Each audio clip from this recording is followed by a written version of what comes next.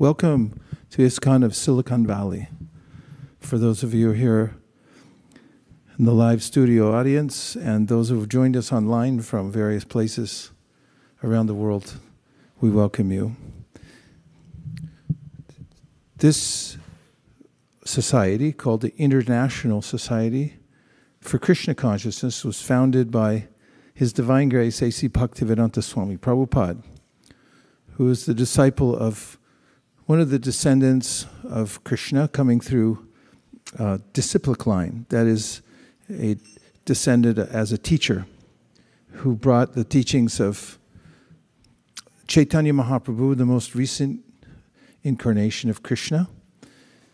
And after receiving the teachings, Srila Prabhupada, who founded this organization in New York in 1965, expanded those teachings in the Western world so that they could be comprehensible to English-speaking people. And he also amended the practice in such a way that Westerners could take it up.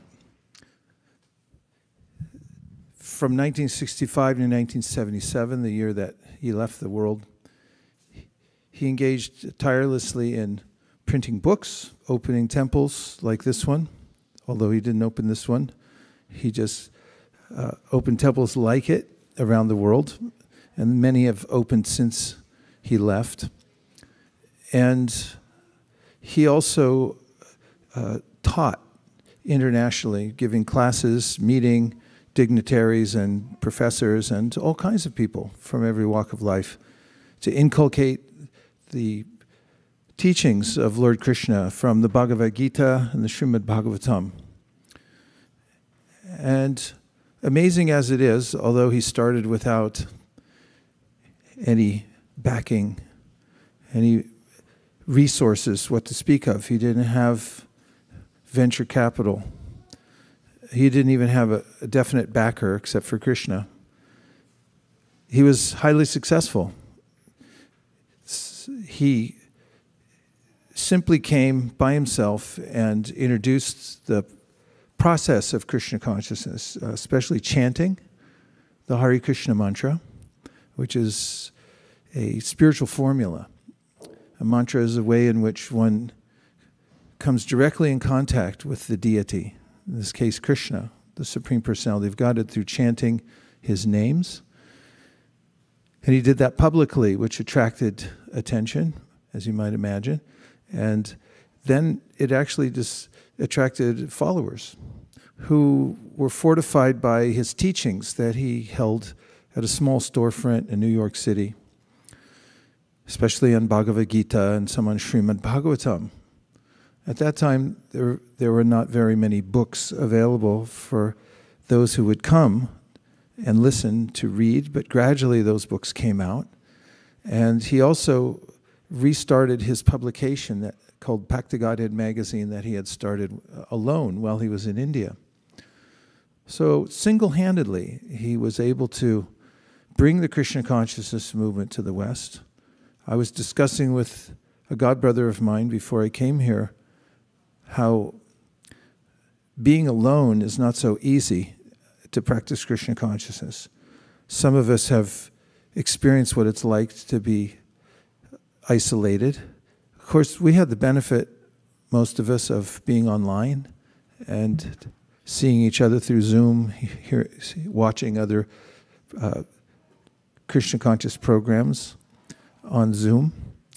But we were kind of alone and responsible for our own schedules, right? To some degree. And it's not as easy as when you're with others who are getting up at the same time, chanting at the same time, and so forth. And my godbrother was noticing the difference in his life. So he has, the one I was talking to, lived outside a community like this for a long time and is looking forward in his retirement to moving back in to a community where he can be with all the devotees 24 hours a day. So then he was reflecting about and remembering how it is that our founder, Srila Prabhupada, had been alone for 10 years in Vrindavan. Before he came to America, he was preparing by writing books and meditating on the way the Krishna consciousness could be spread and developing a blueprint. That was by himself. He didn't have backers at that time either. He lived very, very simply.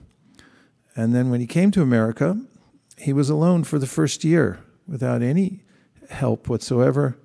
There were mishaps, for instance, his manuscript he was working on, and back then there weren't backup drives because there were no computers, no personal computers anyway.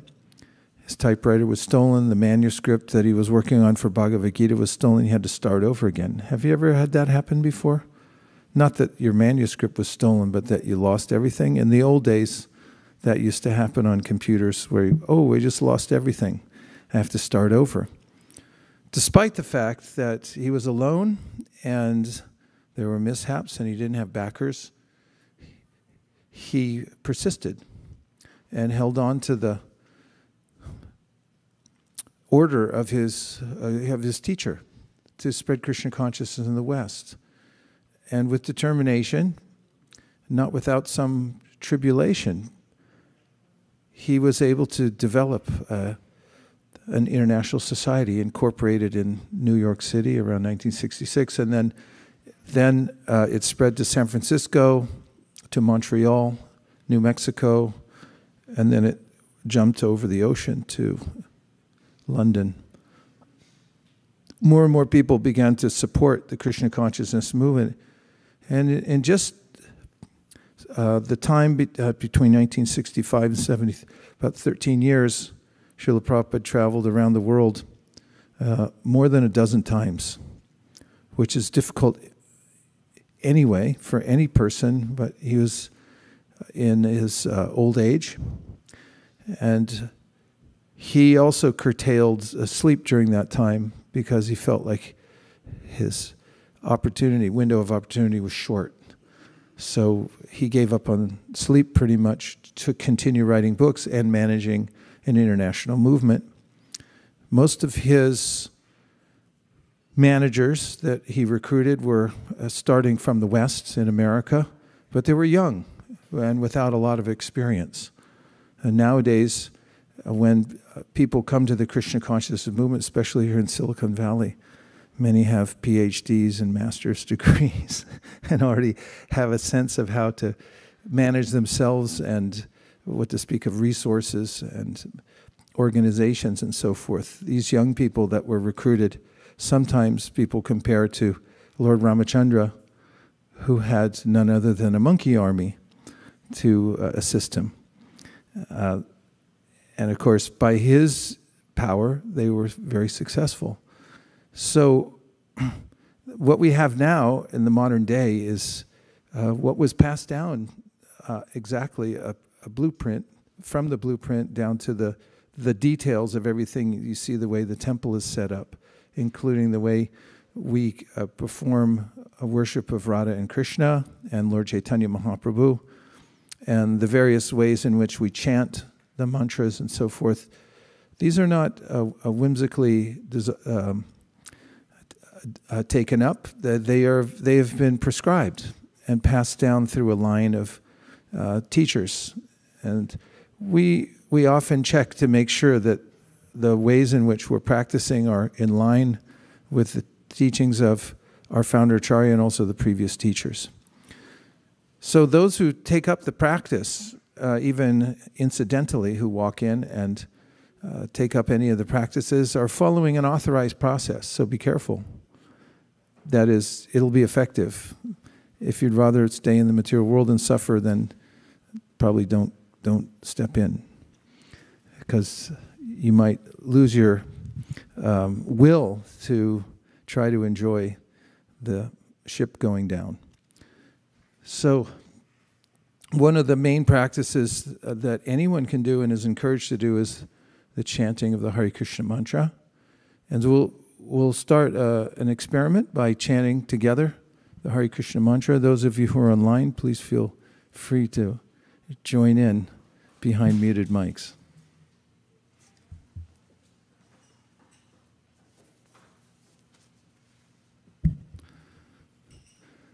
Namo Vishnupadaya Krishna Preshtaya Bhutale Srimate Bhaktivedanta Swami Niti Namine.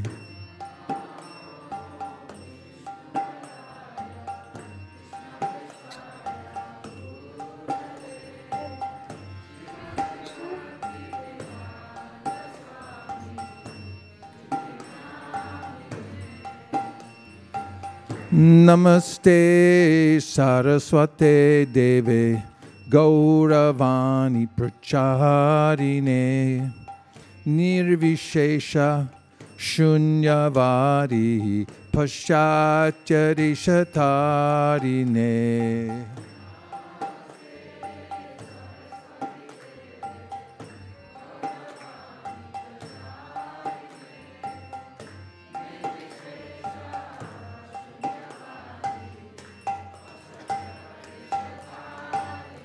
Jaya Shri Krishna Chaitanya Prabhu Nityananda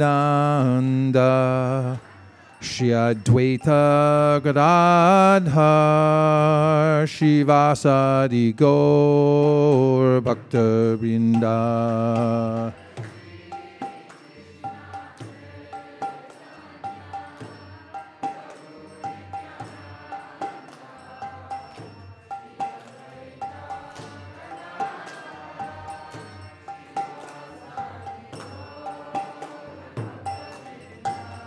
Hare Krishna, Krishna Krishna, Hare Hare, Hare Rama, Rama Rama, Hare Hare.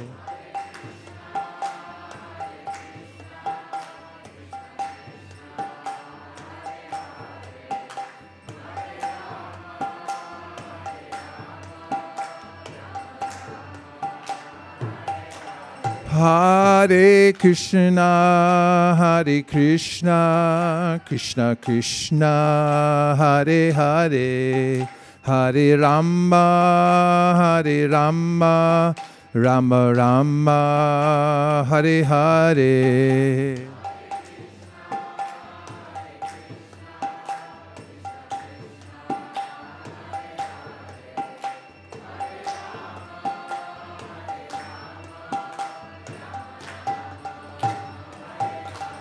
Hare Krishna, Krishna Krishna, Hare Hare, Hare Rama, Rama Rama, Hare Hare.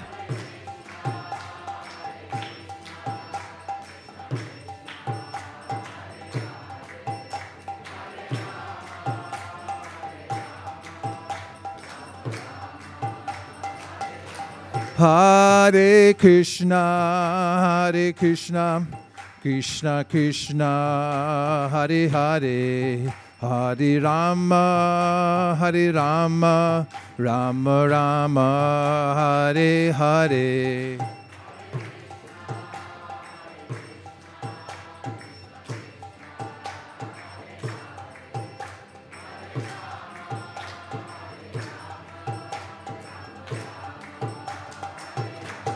Hare Krishna, Krishna Krishna, Hare Hare, Hare Rama, Rama Rama, Hare Hare.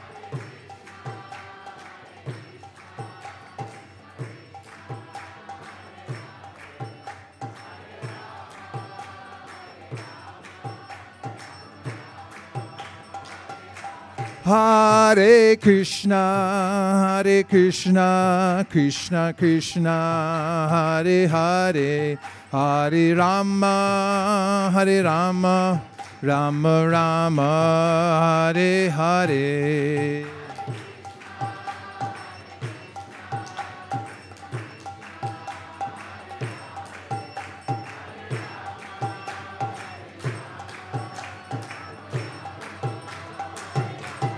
Hare Krishna, Krishna Krishna, Hare Hare, Hare Rama, Rama Rama, Hare Hare.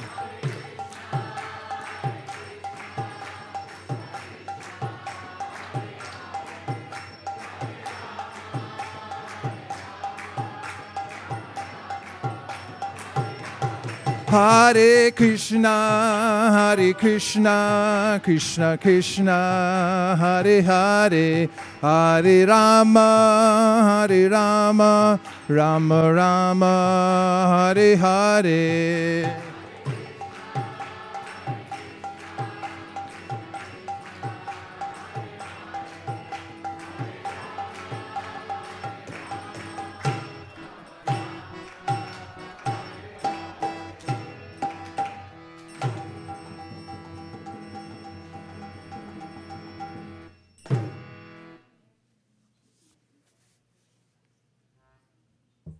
You see, everything's going to be fine.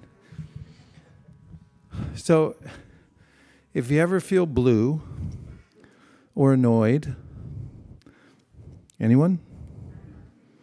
Chant. Former President of the United States used to say at rallies, no, I'm not going to say any names, but he said, don't boo, vote. And we say, don't complain, don't worry, don't get annoyed, chant. Because when we chant Hare Krishna, just like we did now, we are directly in contact with the spiritual environment. Actually, we're directly in contact with a person. Krishna makes his avatar, and avatar means one who descends from a higher dimension to meet us at our level in order to help us. And the chanting of the mantra is an invocation which brings the avatar directly to us, or which attracts the avatar, or is the avatar directly, actually, the chanting the Hare Krishna mantra, especially when it's received in the right company, from the right company. Company that has authorization to distribute its products.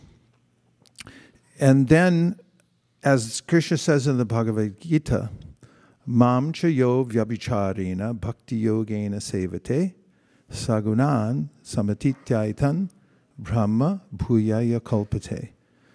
What that verse means is good news for all of us.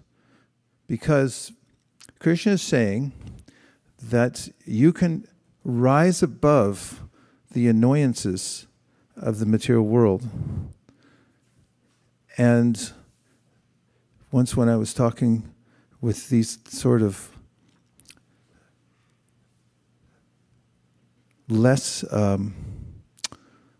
demonstrative words about the sufferings of the material world, like annoying doesn't really sound that bad, does it? You're annoyed. A godbrother of mine complained, I said the material world's a place of inconvenience. And afterwards he said, that's the understatement of the millennium. It's not just an inconvenience, it's downright torturous. But I'm not using those kinds of words right now. If you're annoyed, or you feel disoriented, or you feel left out, anyone ever feel left out? Lonely? What's some other things you can feel? Emotions. Frustrated. Possible? Anyone? Come on, let's express ourselves here. Let it all out. So, any of those emotions in which we feel that we're oppressed by our mind and by the world, by others, it's too much. It's just too much. Chant Hare Krishna. It works because it means we're directly in touch with Krishna, the Supreme Personality of Godhead. And then there's no problem. The only problem that I have is when I lose my connection with Krishna. And there are different ways to have connection with Krishna, but the best way is through emotion. And that's what bhakti yoga is. So there's a practice to this whole thing. Practice means practical. It means we're humans. We can listen to a short class and then pick something up and take it home, write it on our wall, tattoo it on our arm. And then we can follow it. 1, 2, 3. So I have a little formula I'd like to present.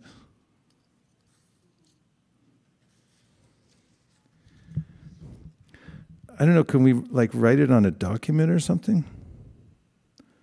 Okay, P equals C, and then there's a connecting line, LT, another connecting line that says RM, and then an arrow, which means leads to, at least it does in economics. This leads to that, right? And then R equals G. Did you get all that? Did anybody write it down? You did? Okay. Why don't you take a picture of it? We could put it up. Okay, here's how it works. Take a photo or something. Or you can type it. You know how to do that? P equals C. I don't know what the nomenclature is in calculus or whatever to make it a relationship between different letters. It's not leads to, but I just put a little underline. P equals C, and then a connecting line, LT, another connecting line, RM, arrow leads to R equals G. Now do you get it? Okay, you got it? We need a PhD over there. Okay, practice. Practice equals, P is practice. Concentration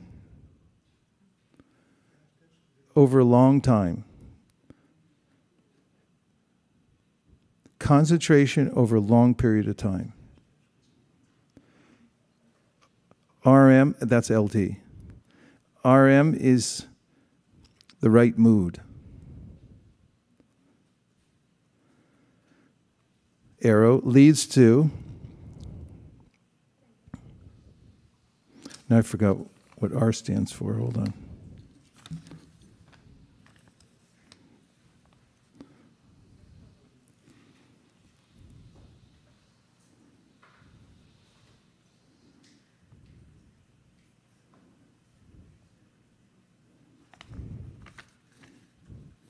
Well, if anybody can break the code, you win something. That's good. No, wait a sec.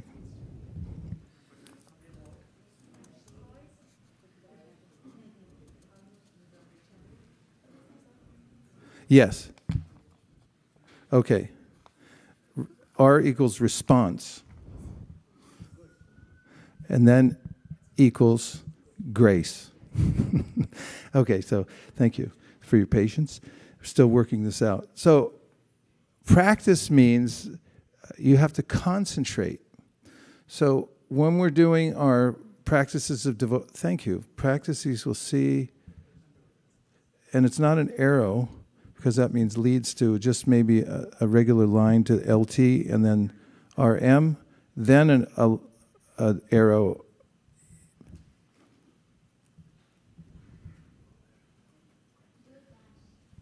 Do a dash. Instead of 2 arrows, do a dash. Okay, so you have to concentrate. Concentrate means you're actually focused on the practice. So let's just say in chanting Hare Krishna, this is one of the main practices. If you're doing something else at the same time, it's not really considered practice. You have to set aside time specifically for the practice that you're doing. This is if you want to make advancement and get grace. So concentrate. Fix your mind on the one thing that you're doing now, the practice that you're doing. So there's various practices in Krishna consciousness that you can concentrate on. For instance, you may be serving Krishna by cleaning, or you may be chanting or hearing something. So you have to concentrate and do it over a long period of time. So that means be consistent over time. Don't do it just for a day or two, although anything's good, but if you want the result, you have to keep doing it. Don't stop and say, well, I didn't get anything yet, so I quit. So see for long time, then right mood.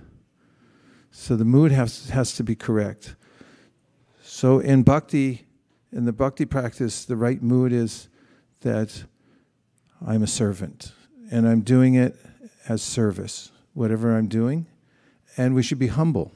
This is also one of the quintessential teachings of Chaitanya Mahaprabhu in bhakti, is be very humble, consider oneself to be a beginner, and enter into the practice feeling helpless. So that's the right mood. Then, from there, what we get in bhakti is a response. We need the response. So Krishna responds to that kind of bhakti that's done with concentration over a long period of time in the right mood. Then there's a reciprocation or response. So respond means that you put out something, like a prayer, and then you get the answer. It comes back to you. And can anybody relate to that? Probably, if you're sitting here, you've gotten some response somewhere in your life, and you felt, yeah, let me follow up on that. And that response is grace. It means that we can't create grace. It comes to us by Krishna's mercy, but our part is to do the practice and put ourselves in that position.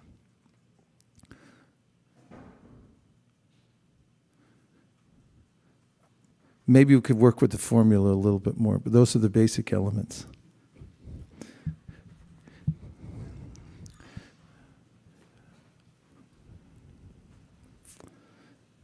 So before I go to the next part, I have a few more points for you, that I've essentialized that you can take away. But let's see if you have any questions about this part or any reflections.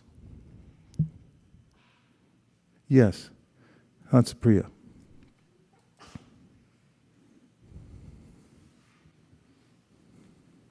You just reminded me the Jayadvaita Swami's statement that many times you have repeated here, that even in sadhana, something that's done the same thing for the long time with the right mood, then you will feel that taste of the freshness and need it, like it's a daily dosage. So I was thinking this formula, what you gave, it can be incorporated in a daily dose basis, little by little, in incremental, probably might help to get to the extended mood, to right mood, to have it on more and more in our activities.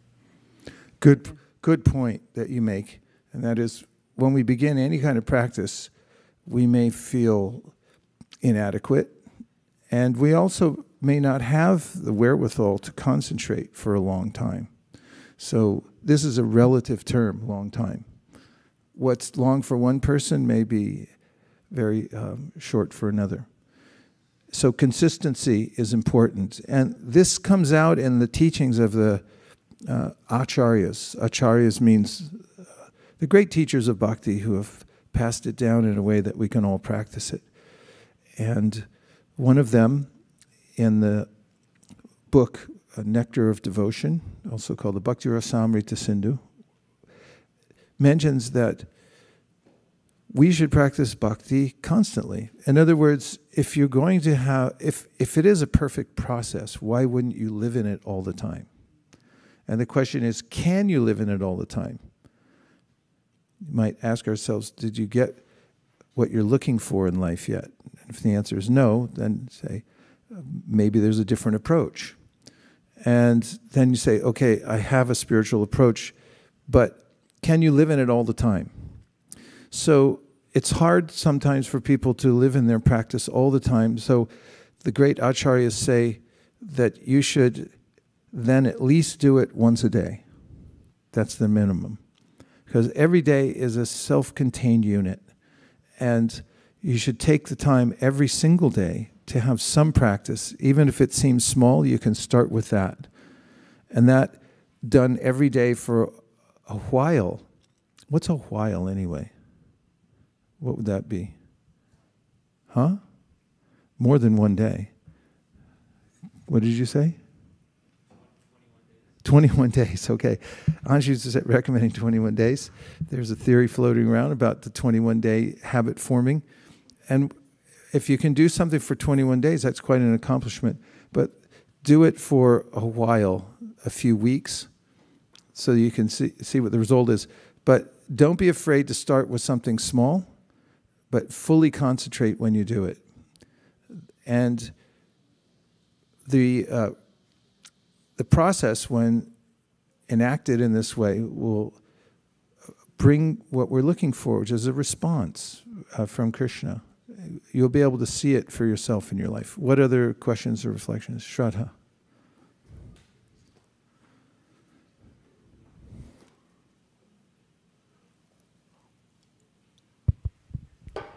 Thank you, Maharaj, for this wonderful formula. I was thinking that it relates to so many verses in the Shikshashtakam, yeah. Because I was thinking about the concentration and how can we concentrate. We need to have a clean mind first, Cheto Darpana, Marjanam. And then, the right mood comes from Trinadapi, Shunichena, Taroreva, Shashnuna. And the long time, there's a verse over there which says, there's a surrender, mood of surrender there which says, it doesn't matter what you do with me, so we should not be hankering for where the results coming, when are the results coming. The a while can be really many years like that. So there's so many connections there. I would like to also mention, following your excellent remarks, that in order to concentrate in bhakti, we require emotion. Or I should say, when we have emotion, true emotion, we're able to naturally concentrate on something. For instance, if you have an affection for someone, and then they're going away, or you're separated from them, it's not that hard to think of them, is it? Right? So there's a way in which, in bhakti, if we can develop some emotional attachment, especially to those who are practicing bhakti. That's why it's important to have friendships in bhakti.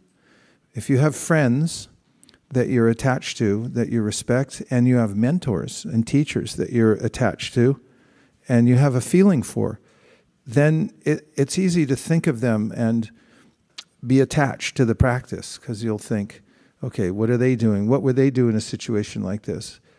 And when you take time to come to the association of devotees, and you start to have memories about experiences you have, for instance, on festival days, when we're able to be together all day long and chant and do service, and then late at night we have sometimes chanting into the wee hours of the night. There are these impressions that we start to develop, and we get attached to them. Devotees, I notice, they get an emotional attachment to other devotees and also to their service.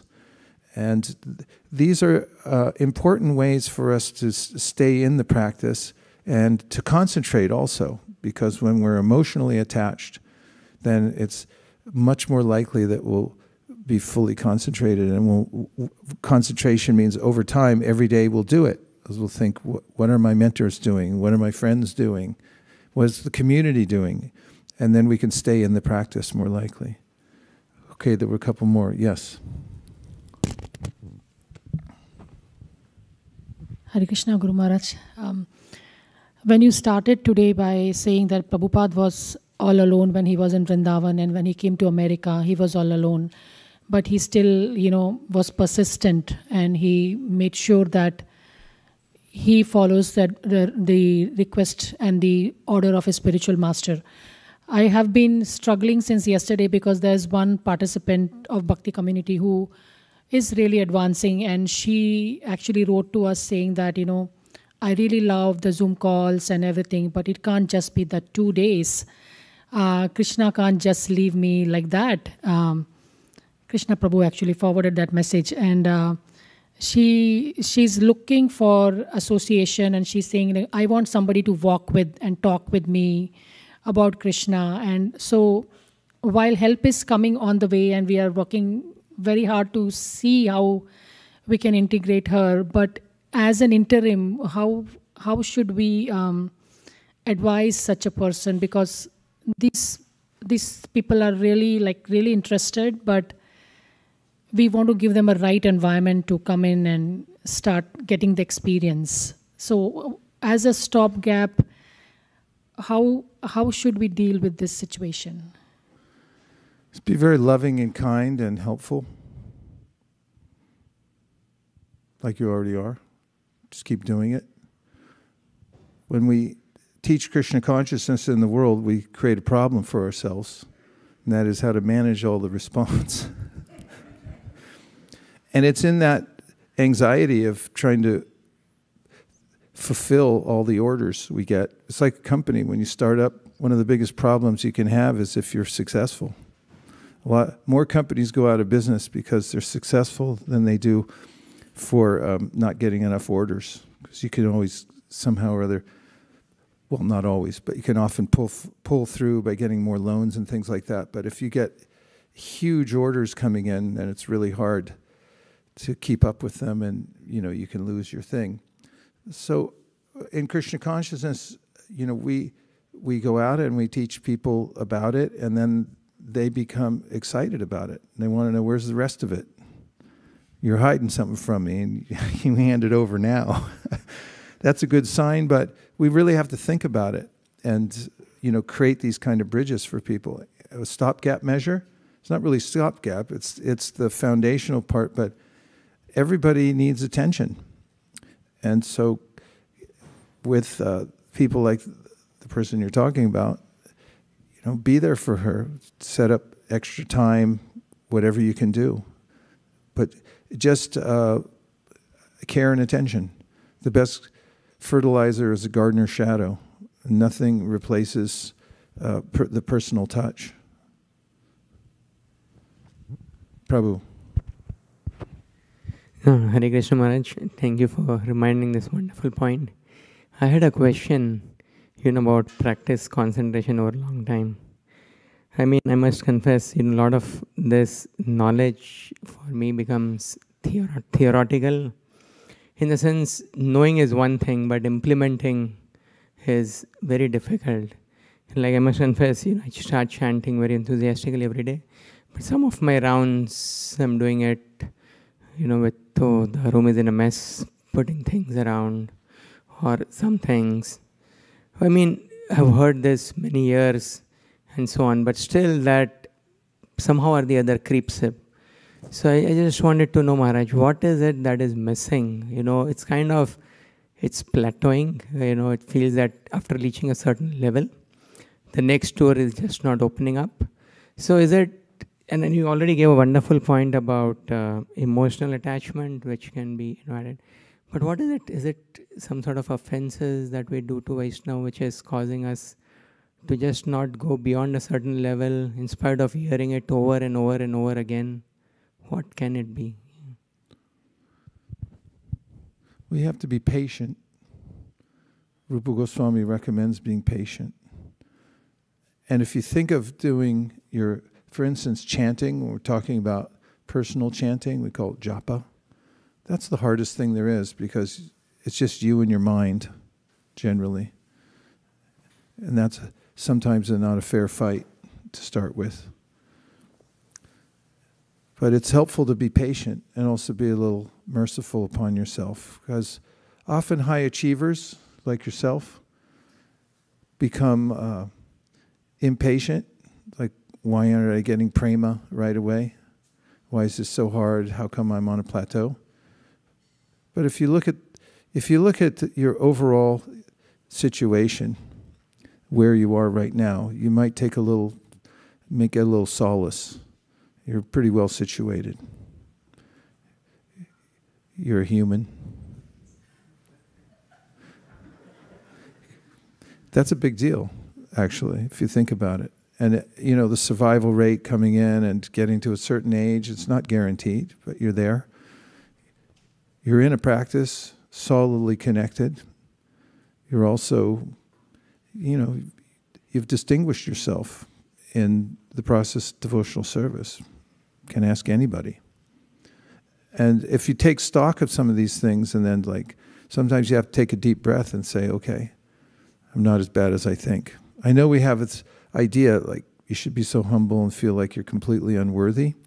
And that's true in a sense, but you should also remember how far you've come and where you are now, because that can help you settle down a little bit.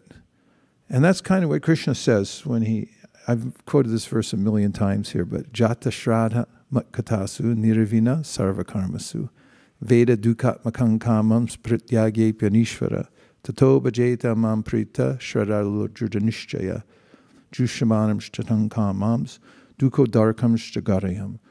Krishna says, chill out. Keep going. Don't stop.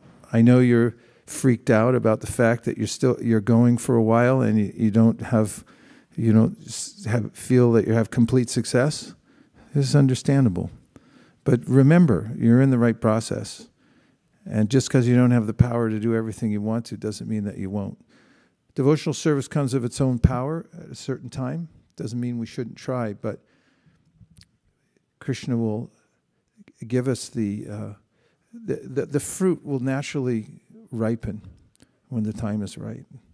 Trees that give really valuable fruits, like nut trees, they take a long time for the nuts to fructify, or fruit trees. They don't just grow up and give fruits right away. So practice. Confirmed. Okay? Be patient. Just take a while. Chart out the next 30, 50 years.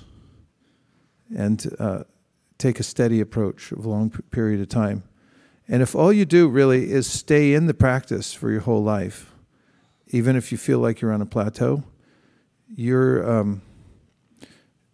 in the upper percentile. According to Krishna's formula, Manushanam Sahasreshu Kasyad Yatati Siddhaye. He said not many people actually get serious about spiritual life, and those that do don't really come to this point of understanding the refined philosophy of Krishna. What to speak of, practicing it. So you're doing okay. Better than okay, actually. Just keep doing it. Keep on keeping on. Anybody else? Yes, Prabhu. Hare Krishna Maharaj. There was this point about concentration, and you said that you can concentrate on any devotee who you're attached to and who you respect. So I was thinking, I had a question about how while chanting we're supposed to concentrate on Krishna, but really we've been with Krishna, but we don't remember anything because we wanted to stay in this. We wanted to go to the material world and experience a life without him. And so how do we concentrate on Krishna who we really don't know? I mean, there's Shastra, but we haven't really experienced a life with him. I mean, we have, but we don't remember at least. So, yeah, how can you give me some tips on how to concentrate on Krishna while chanting? Okay, sit up straight. And then when you chant the Mahamantra, then enunciate it. You might record yourself and see if you're actually pronouncing it, because it helps you bring more awareness to your chanting. You're not just going, saying something else. And then pray when you're chanting. Start by thinking about your situation.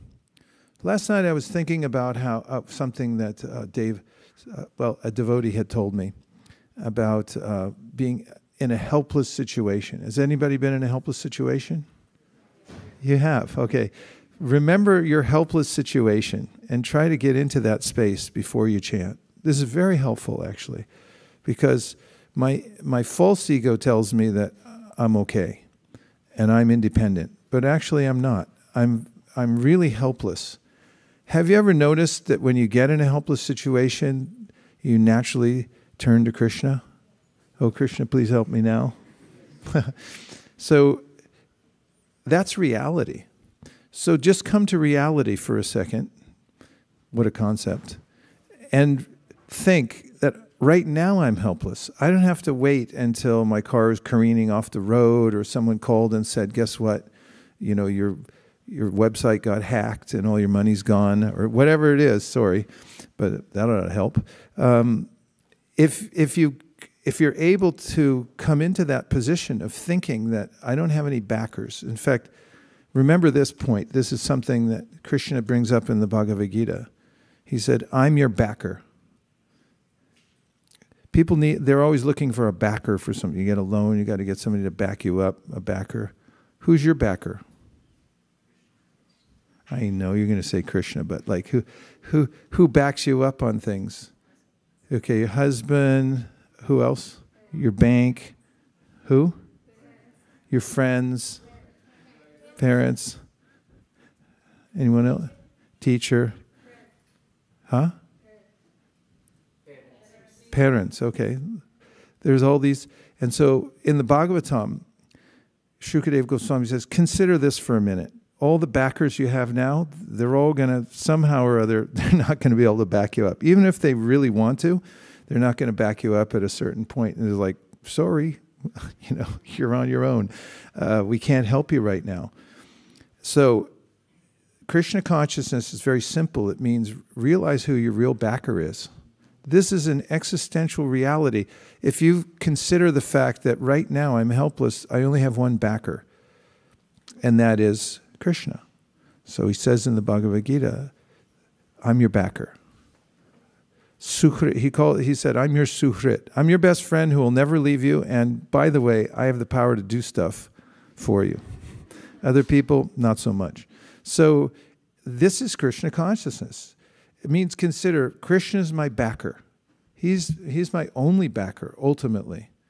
Shukadev, he doesn't depend on anybody. He's speaking the Bhagavatam. I mean, he left home early, like right after he got out of the womb. So see you later.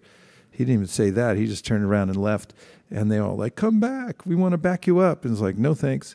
And he speaks the Bhagavatam and he says to the world, Deha patra kalatradeshu ap asainesu satsapi tesham pramato nidhanam pashanapi na pashati. So you're all thinking you got a backer. There is no backer for you that's not a fallible soldier unless you're taking shelter of Krishna. So start your chanting that way. And if you can come to reality before you chant and ride that wave of reality while you're chanting, then you'll actually feel like, I don't want to stop. I want to go back into that false sense of myself and get distracted in the world. And that's when you know you're making advancement, and that's when concentration becomes really thick. Everyone can do that. We're all souls sitting in some kind of body, and we can remember that we're helpless. That's not unreasonable, right? Okay. Okay, a couple more points. Three things to remember to align ourselves in Krishna consciousness, so that you can be in the practice no matter where you are at all times. So the first thing is to consider where your home button is. Everyone needs a home button. You have to have a place that you consider, this is my place. It's a natural sense that every living entity has. I have to have a home. If you don't have a home, then you're a wanderer, and you're moving from one place to the next without any shelter. That doesn't feel great. That's why travel comes from the word travail, which comes from a word which means instrument of torture. And so this sense of home is mentioned in the Bhagavatam, Dautatma Purusha Krishna. He says when a traveler who's weary from being on the road comes back home, suddenly feels satisfied, that everything's okay. So when somebody comes to Krishna, that person feels satisfied that now I feel home. So remember that your home is with Krishna. It's in the spiritual realm. It's not in this world. That could make things better, because the mistake I make in thinking the home I just paid $4 million for, that I have to pay, how much in property tax? $700,000 a year in property tax and all this. That's not your real home. That's like an Airbnb. You're just staying in it, and you could get evicted at any time. I've stayed in some pretty bad Airbnbs. People are really nasty. You can't have any friends over, and it's our so-called home in this world is a farce. It's really a farce because you can't keep it. So don't consider this world or any place that you've set down your tent to be your home. I mean, I'm not saying live on the street somewhere. I'm saying the opposite. Find your real home. In this lifetime, just remember that this world isn't our home. Om Tad Vishnu Paramam Param Sada. The devotees are ones who are sada. They're always meditating where my real home is. They're thinking, the spiritual world is my home. This isn't my home. That's good news, because this world can't accommodate us as a home. We don't belong here. That's the first thing. Second thing is we need an object of love. So you might notice that every living entity has a propensity to love. And we're all projecting that into various entities in this world. Let's name 5 where people project their love. And I'm not talking about pure devotees and thinking about Krishna. Okay, so who are 5 objects of my love in this world? Dog. Dogs are a huge, it's like my neighborhood. There's no other animals but dogs. And, dogs are very lovable because they just, especially when they're when they're street dogs. Of course, dogs are very affectionate. We were doing a parikrama around Govardhan, and we had about 7 devotees, and we were walking along really fast, and this dog just looked at us and go, "Can I come?" We was like, "All right, come on." And he just jumped in and was like, "I'm with these guys," and all the other dogs were barking at him and saying, "Get out of our territory," and saying, "I'm with these guys." And we said, "Yeah, he's with us. Leave him alone." So it's easy to get attached to a dog. It's like, at least my dog loves me. So you can love a dog. Yeah, that's for sure. You can get an object of attachment as a dog. Car. First law of buying a car, I learned this a long time ago. Don't love the car because it won't love you back. Love a car. It just, over time, it gets old. And it's a wrong style. Even after one season, they come out, "Hey, did you see the fins on the new one? That one looks much better." So you can love a car, but it won't love you back. Another one? A house. You can love a house. The houses are like running a business, constant maintenance you have to put on them, plus you have to pay the insurance, plus you have to pay, the mow and blow guys to come and torture you with their loud blowing of mowers. That's a good enough excuse in and of itself to leave the material world, leaf blowers. That's my main thing. If they ask me, "You want to stay in the material world?" No, thanks. If there's leaf blowers, I'm out of here. I hate it. And there's what you get in a house in the suburbs.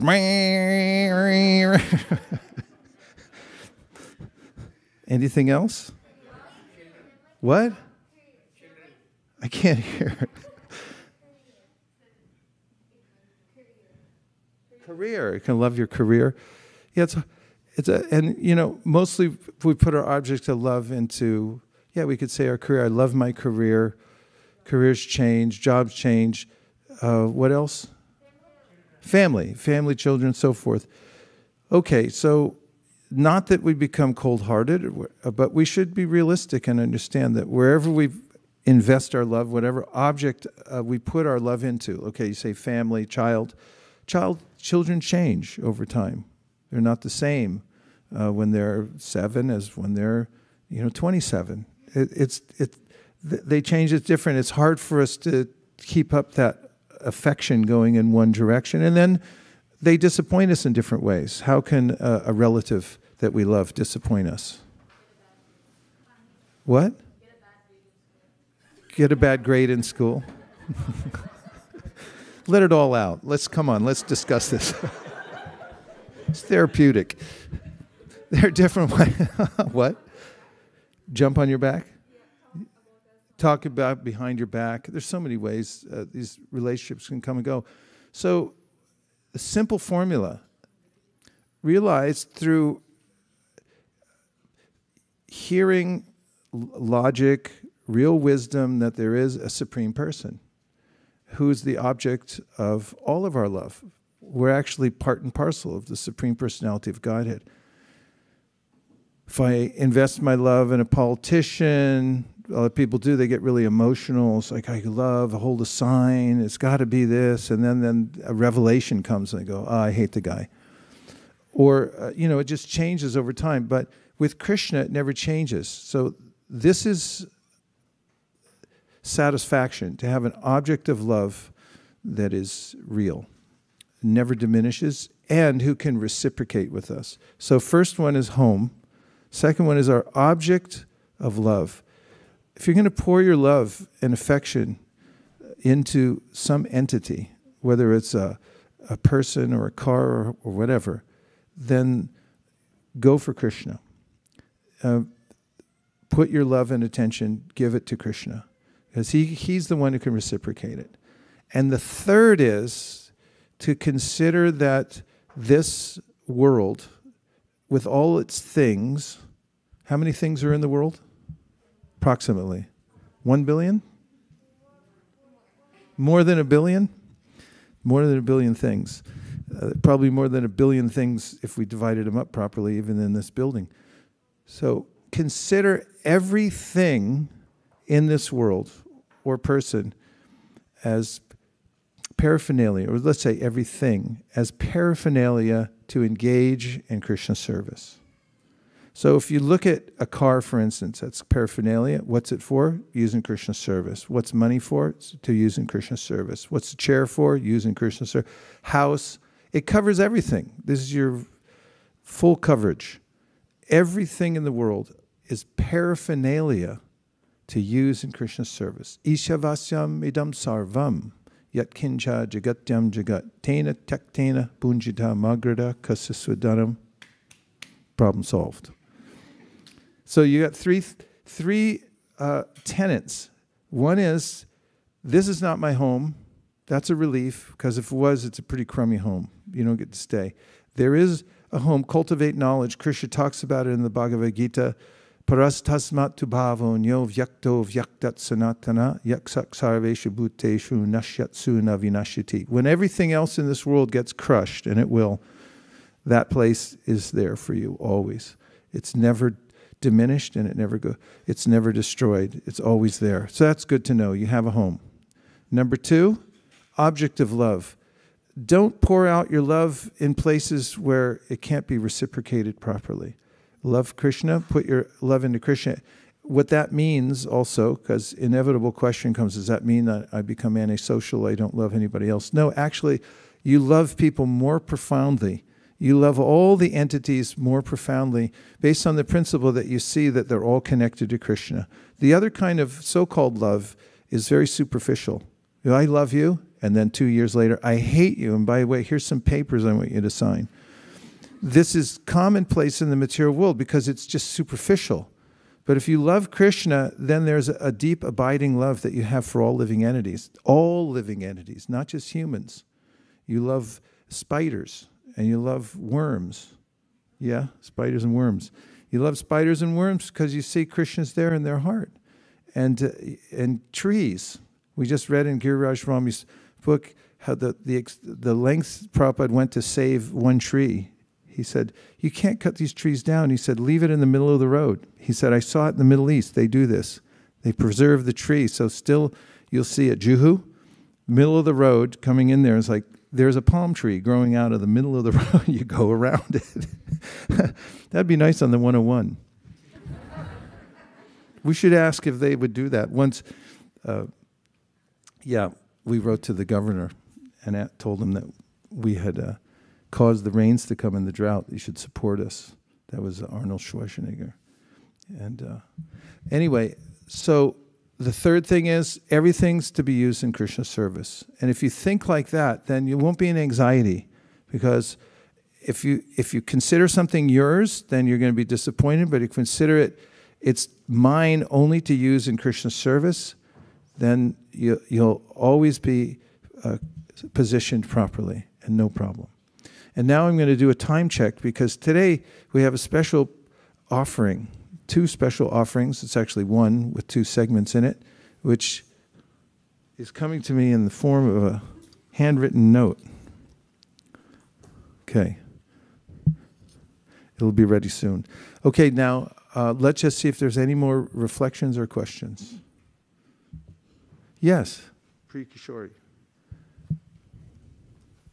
Hare Krishna Prabhu. I really liked your point about investing all our love in Krishna and not investing that love in various other locations or places or things that might disappoint us. And simply by loving Krishna, watering the root of the tree, everyone around us will get nourished. And that's very relieving to know, because there's might be so many expectations or desires we may have, but we can actually accomplish all of those simply by pleasing and serving Krishna and loving Him.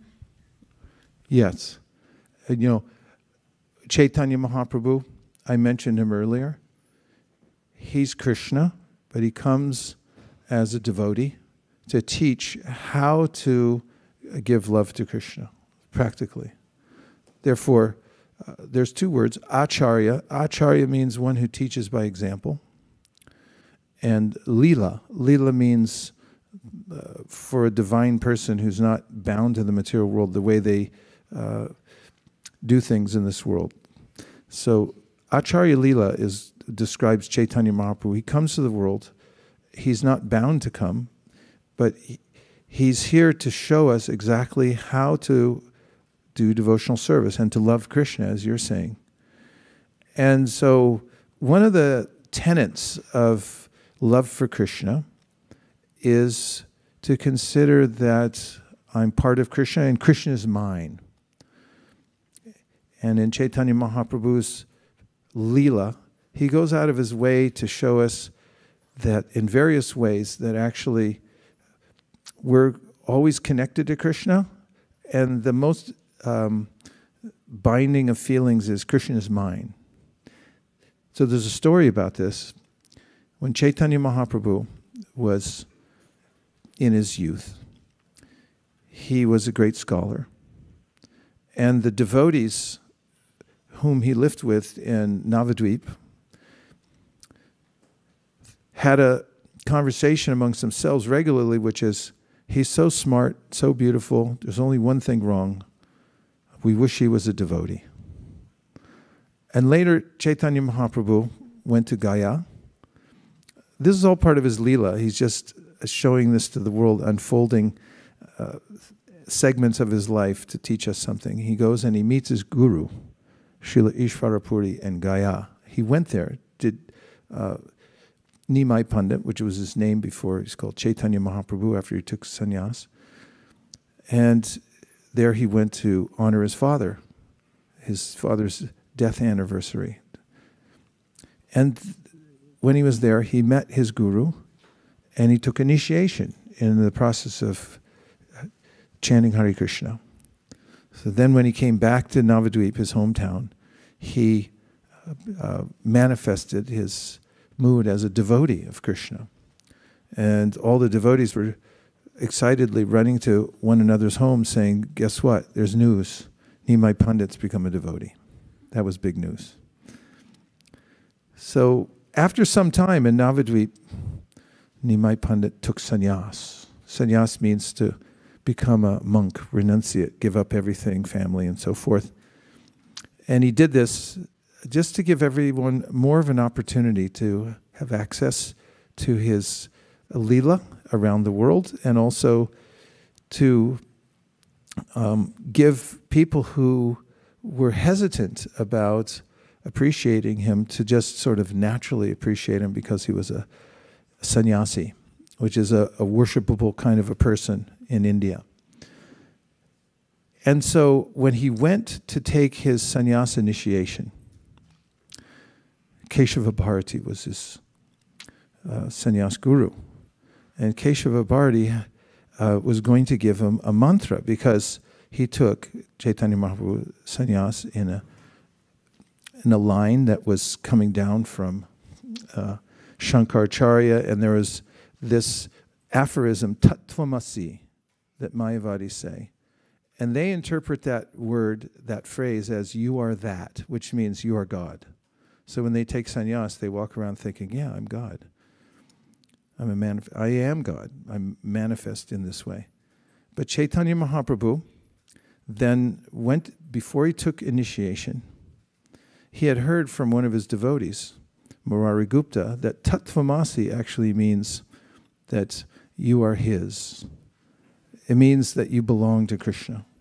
And so before he went for his initiation, he went to his initiating guru, initiating sannyas guru, and he said, I had this dream that you gave me this mantra, and I want to tell it to you, what I heard in my dream, to see if it's the same mantra you're about to give me. And so his guru said, okay, tell me. And he put his right ear, the ear that you hear the mantra in when you take initiation. And so Mahaprabhu said, Tattvamasi. But he did it with the mood, the conception of you are his, not you are that you are Krishna, but that you belong to Krishna. Krishna belongs to you. It's a very different meaning. And you could say it's the same words, but the mood, as I was talking about earlier, the mood has to be right. It's part of the formula, right? That's right. So now what happened was, it was kind of a trick, because this way Chaitanya Mahaprabhu had initiated his guru before his guru initiated him. Initiation really means to take on the mood of the parampara, and the guru you're getting it from gives you the mantra in a certain conception, in a certain mood. So that he gave it back to Chaitanya Mahaprabhu, already having been initiated by him, and therefore he received this mantra of Tattvamasi. So it indicates the mood that of the line of devotional service that we're in. And it's very sweet, actually, that we belong to Krishna, and Krishna belongs to us. He's ours.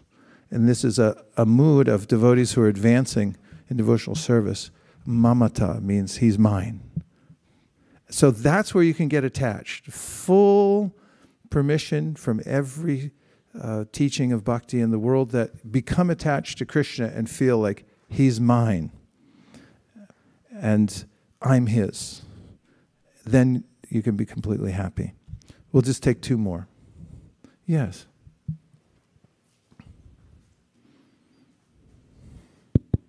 Hare Krishna, Prabhu. This is about the second point that you were saying about that the object of love that is real is Krishna. I was thinking that Krishna alone reciprocates with us without any condition. People in the material world, it's all depends on how you treat them, they treat you back. You know, it's based on situations, their mood, and so many other factors. Of course, we also have to behave nice to them. But, you know, with Krishna, it's like he picks up whenever we fall down, and it's so reassuring to feel that he's always there for us, regardless of the mistakes that we do. But of course, we have to repent and go forward, but he's always there. That gives like we don't have to feel discouraged at any point. Well, that's nice to know, and it's a good point. We can see in the Bhagavad Gita where Krishna says about those who are practicing devotional service to the best of their ability, even if they're terrible at it. Anyone? Don't raise your hand. Even if, Krishna says, in fact he says these exact words, even if, api chet, sudaracharo, even if you're doing devotional service and it appears that you don't even look like a devotee, you're very worldly, and you're stop-start, but your intention is there, like tattvamasi, I'm Krishna's. Then Krishna says, don't worry about a thing. I will always stand up for my devotee, and I'll protect my devotee. You'll be successful no matter what. So align your mood in the ways that we talked about before and go on no matter how bad you think you are. And as you're pointing out, that Krishna will cover for you in all ways. Thank you. That was an important point. One more. Yes.